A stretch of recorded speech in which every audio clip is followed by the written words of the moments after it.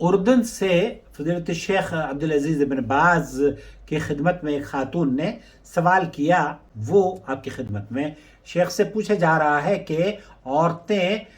حواجب جس کو کہتے ہیں نا بھویں، ان کے درمیان میں جو بال اگ جاتے ہیں ان کو کاٹ دیتی ہیں۔ تسأل عن حكم إزالة الشعر الواقع في الوسط بين الحاجبين۔ بین الحاجبین، بھووں کے درمیان جو بال اگاتے ہیں عورتوں کے، اس کے بارے میں کیا حکم ہے؟ هل يجوز للمرأة إزالته أو لا؟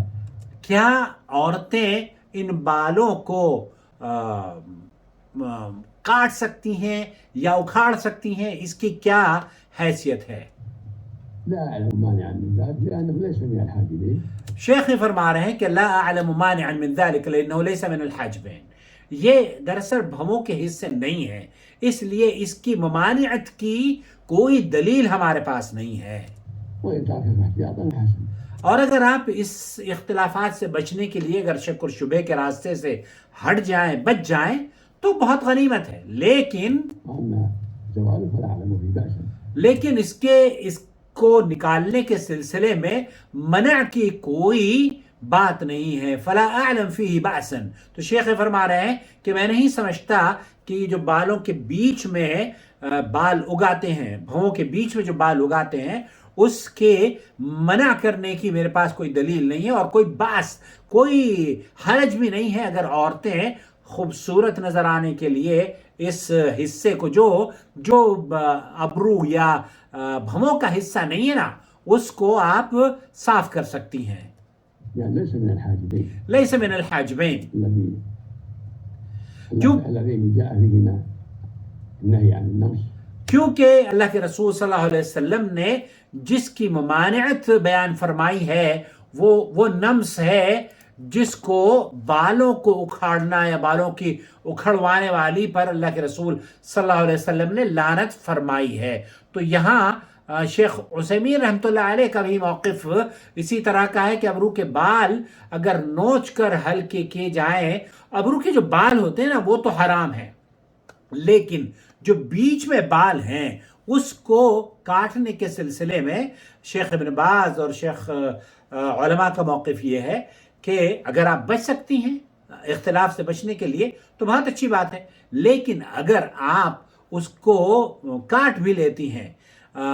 تو اس حکم میں یہ نہیں آئے گا کہ اللہ کے رسول صلی اللہ علیہ وسلم نے ان عورتوں پر لعنت بھیجی ہے جو کہ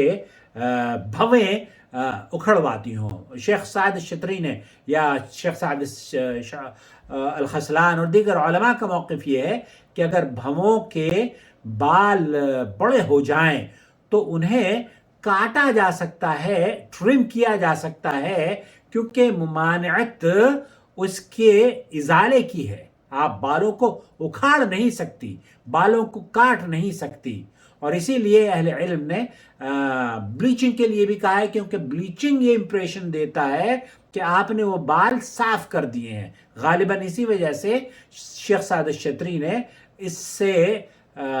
وہ ریزرویشن دکھائی ہے یا اپنے قول میں اس بات کو بیان کیا ہے کہ اس سے بہتر ہے کہ ہم بچ جائیں، اور ممانعت کی کوئی دلیل نہیں ہے، جیسے شیخ ابن باز رحمۃ اللہ علیہ نے بھی وضاحت کر دی ہے۔ مجھے امید ہے کہ